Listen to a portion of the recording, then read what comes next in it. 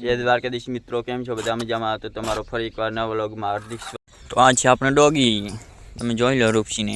આનું નામ છે રૂપસી. આપણે જો કેવું ડરે છે રૂપસી. તો આજે આપણે આ બનાવવાનો હતો કૂવો. તમે દેખાતો હશે કેટલો ઓડો ખણી નાખ્યો છે આપણે.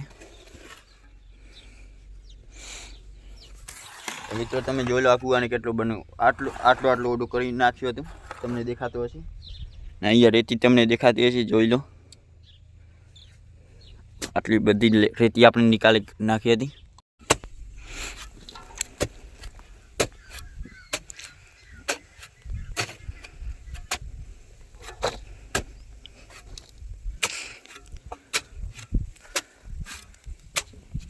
તો મિત્રો તમે જોઈ લો, આટલું બધું આપણે ખણી નાખ્યું હતું.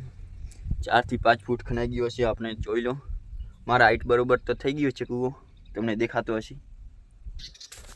તો ફાઇનલી મિત્રો આપણે કૂવો ગાળી નાખ્યો છે અડધો, તમને દેખાતો હશે, જોઈ લો. મિત્રો દેખો તમે કેટલો ઓડો થઈ ગયો. તમને ફોનમાં તો માપે દેખાતું હશે. આજે આટલું જ ગાળી શક્યા છો. હવે આપણે ગાળીશું કાલે. તો મિત્રો આપણે ફરી પાછા નાઈ ધોઈને થઈ ગયા ટિકિટ. તો હવે તમે જોઈ લો, ફુવારા આપણે વરિયાળીમાં ચાલુ કરી નાખ્યા હતા. આપણે વરિયાળીનું વાવેતર કરી નાખ્યું હતું, તેમાં ફુવારા ચાલુ કરી નાખ્યા હતા. તમે દેખી લો મિત્રો,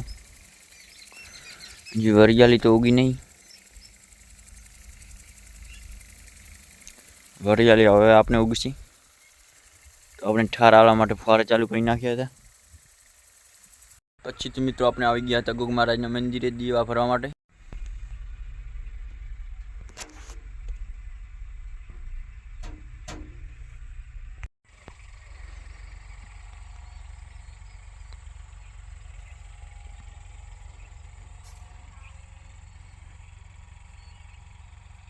તો આપણે દીવા ભરી લીધા હતા. હવે આપણે જવાનું હતું ઘરે પાછું. તમે મોસમને પણ જોઈ લો કેવો થઈ ગયો છે.